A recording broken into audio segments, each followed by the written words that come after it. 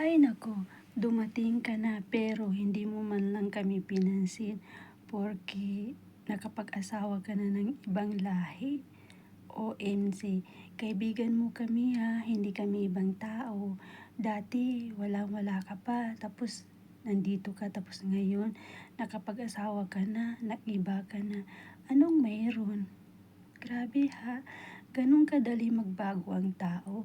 Nakatikim ng konting akyat, tapos feeling niya hindi na kami kapamilya dati. So, okay lang, walang problema. Kung ganyan ang gusto mo, sige, suportahan ka namin.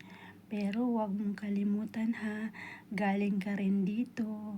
Okay, sana lumingon ka rin para malaman mo na galing ka dito.